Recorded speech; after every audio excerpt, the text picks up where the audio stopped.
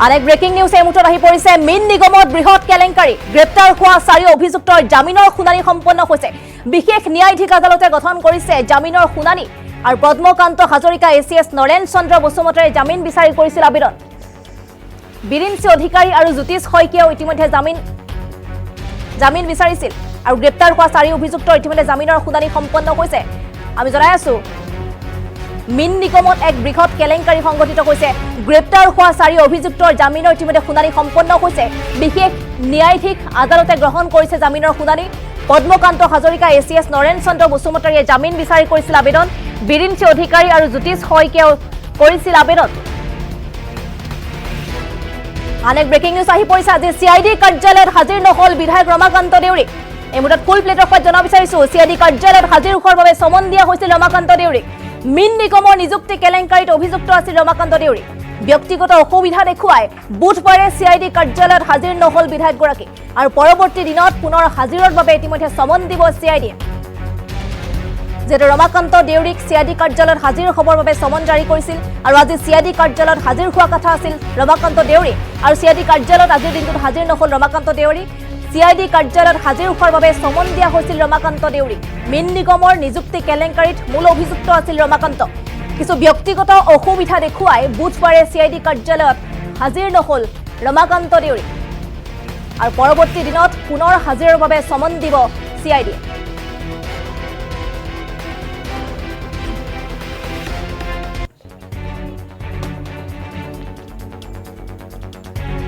সন্দৰ্ভত আমি আৰু অধিক জানিম এই মুহূৰ্তত সংযোগ হৈছো আমাৰ সাংবাদিক সমীৰণৰ সৈতে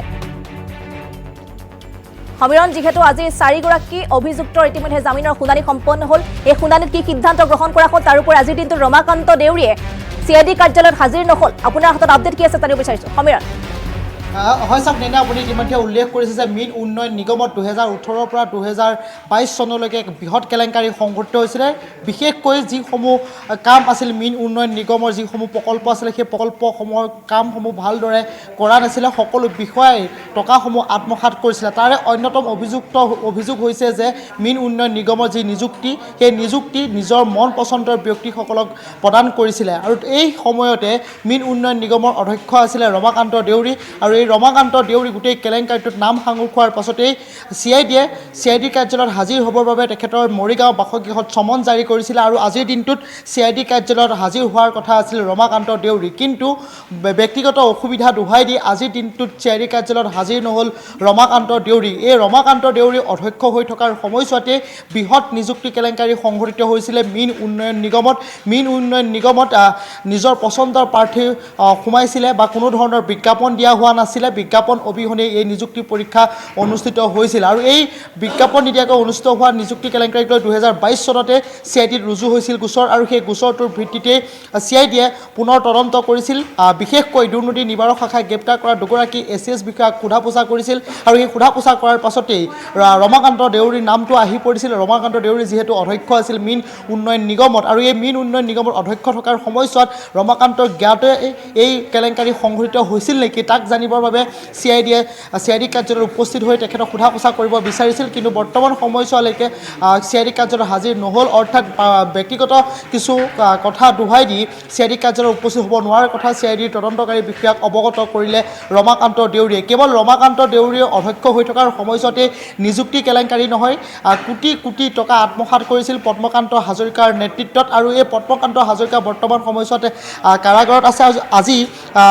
বিশেষ আদালতত পদ্মকান্ত হাজৰিকাৰ যি জামিন আবেদনৰ শুনানি হৈছিল বৰ্তমান সময়ছোৱাত সেই জামিন আবেদনৰ শুনানি সম্পন্ন হৈছে বৰ্তমান সময়ছোৱালৈকে অফিচিয়েল অৰ্ডাৰ ওলোৱা নাই যে জামিন তেখেতে লাভ কৰিছে নে জামিন নাকচ হৈছে বৰ্তমান সময়ছোৱাত কিন্তু দুৰ্নীতি নিবাৰক শাখাই গ্ৰেপ্তাৰ কৰা 9 গৰাকী বিষয়াৰ ভিতৰত দুগৰাকী এছিএছ বিষয়া আছিলে আৰু সেই দুগৰাকী এছিএছ বিষয়াক সিআইডিয়ে পুনৰ 22 চনতে যিটো গোচৰ ৰুজু হৈছিল সেই গোচৰটোৰ ভিত্তিত পুনৰ তেখেতসকলক জেৰা চলাইছিলে সিআইডিয়ে জেৰা চলাইছিলে এছিএছ বিষয়া অনুৰাধা অধিকাৰী শৰ্মা আৰু নৰেন চন্দ্ৰ বসুমতাৰী আৰু তেওঁলোকে কোনো ধৰণৰ বিজ্ঞাপন জাৰি কৰা নাছিলে কিয়নো এটা যেতিয়া নিযুক্তি পৰীক্ষা অনুষ্ঠিত হয় তেতিয়া লগে লগে বিজ্ঞাপন কৰিব লাগে বিজ্ঞাপন দিব লাগে ক'ত কেনেধৰণে পোষ্টসমূহ ওলাইছে কিন্তু সেই বিজ্ঞাপন দিয়া হোৱা নাছিলে আৰু বিজ্ঞাপন নিদিয়াকৈ অৰ্থাৎ ইণ্টাৰভিউ হোৱা নাছিলে ইণ্টাৰভিউ নোহোৱাকৈ এই নিযুক্তি প্ৰদান কৰিছিল আৰু সেই নিযুক্তি প্ৰদান কৰাক লৈ CIDয়ে যেতিয়া তদন্ত কৰিলে সেই তদন্ত কৰাৰ সময়ছোৱাতে মৰিগাঁৱৰ বিধায়ক ৰমাকান্ত দেউৰীৰ নামটো আহি পৰিছিল আৰু সেই ৰমাকান্ত দেউৰী অহাৰ নাম সাঙুৰ খোৱাৰ পাছতেই ৰমাকান্তৰ বাসগৃহত আমি যিটো দৃশ্যাংশ দেখুৱাইছোঁ এয়া ৰমাকান্ত দেউৰী বাসগৃহৰ দৃশ্যাংশ তাত CIDয়ে গৈ এনেধৰণে সমন জাৰি কৰিলে আৰু আজিৰ দিনটোত উপস্থিত হোৱাৰ কথা আছিল যদিও বৰ্তমান সময়ছোৱালৈকে কিন্তু ৰমাকান্ত দেউৰী আজি CID কাৰ্যালয়ত হাজিৰ নহ'ল ব্যক্তিগত কিছু কাৰণ দোহাই দি ৰমাকান্ত দেউৰী CID কাৰ্যালয়ত হাজিৰ নহ'ল পৰৱৰ্তী সময়ছোৱাত পুনৰবাৰ CIDয়ে সমন জাৰি কৰিব মুঠতে ৰমাকান্ত দেউৰী সোধা পোছা কৰিব CIDয়ে আৰু CIDয়ে যি সোধা পোছা কৰাৰ পাছত ৰমাকান্ত দেউৰীৰ পৰা কেনেধৰণৰ তথ্যসমূহ পায় সেয়াও লক্ষণীয় হৈ পৰিব কিয়নো ইয়াৰ বৃহৎ কেলেংকাৰী কোটি কোটি টকাৰ কেলেংকাৰী সেয়া নিযুক্তি কেলেংকাৰীক লৈ CIDয়ে তদন্ত কৰিছে তাৰ সমান্তৰালকৈ যদি চোৱা যায় তেতিয়াহ'লে ৰমাকান্ত দেউৰী অধ্যক্ষ হৈ থকাৰ সময়ছোৱাতে যিসমূহ বিভাগীয় কাম কাজ আছিলে সেই বিভাগীয় কাম কাজসমূহতো বিভিন্ন ধৰণৰ অনিয়ম হৈছিলে কোনো ধৰণৰ আঁচনিৰ কাম নোহোৱাকৈ টকাসমূহ আত্মসাৎ কৰাৰ অভিযোগ উত্থাপন হৈছিলে যদি বিশেষকৈ ক'ব বিচাৰোঁ 185খন বিল জলাশয়ৰ নামত সংঘটিত কৰিছিল